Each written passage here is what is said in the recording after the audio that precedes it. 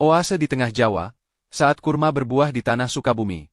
Di sebuah lembah tersembunyi di Desa Mekarsakti, Kecamatan Cisaat, Kabupaten Sukabumi, Jawa Barat, tumbuh sebuah keajaiban yang seolah menentang logika, pohon kurma. Bukan di gurun pasir Timur Tengah. Bukan di bawah terik matahari Arab Saudi.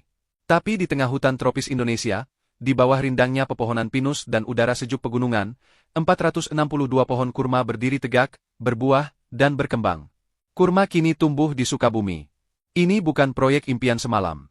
Ini adalah hasil dari 12 tahun perjuangan, eksperimen, dan kegigihan oleh seorang pria bernama Haji Asep Sukandar, seorang pensiunan TNI yang justru memilih pensiun untuk memulai petualangan terbesarnya, membawa oase ke tanah Jawa. Awalnya banyak yang bilang, kurma di sini? Gila kali, ini kan daerah hujan, bukan gurun. Cerita Asep sambil tertawa. Tapi saya yakin, kalau tanahnya tepat, iklimnya bisa dimanipulasi, pasti bisa. Dengan modal nekat dan pengetahuan yang ia kumpulkan dari buku, internet, bahkan kunjungan ke negara-negara produsen kurma, Asep mulai menanam pohon kurma pertamanya pada tahun 2013. Ia mengimpor bibit dari Mesir, Arab Saudi, dan Tunisia.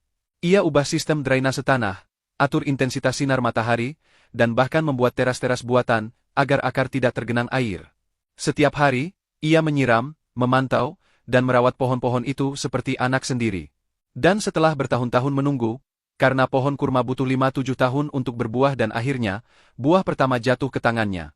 Saat itu saya menangis, bukan karena manisnya, tapi karena saya tahu, ini bukan hanya kurma. Ini adalah bukti bahwa Indonesia bisa. Kini, kebun kurma seluas 3 hektar ini, bukan hanya tempat budidaya. Ia telah berubah menjadi destinasi edukasi dan wisata religi.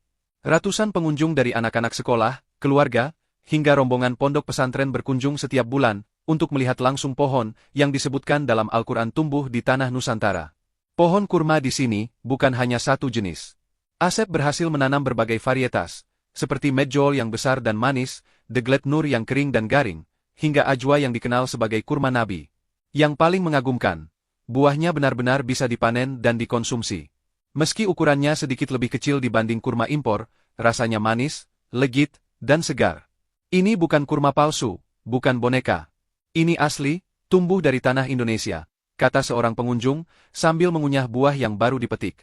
Kebun kurma Mekarsakti juga menjadi simbol ketahanan pangan dan ketahanan iman. Di tengah ketergantungan Indonesia pada impor kurma selama bulan Ramadan yang mencapai ribuan ton setiap tahun, Asep ingin menunjukkan bahwa kita bisa mandiri. Kenapa harus impor, kalau kita bisa tanam sendiri? Kurma bukan cuma buah, tapi juga simbol keberkahan. Dan keberkahan itu bisa tumbuh di mana saja, asal ada niat dan kerja keras.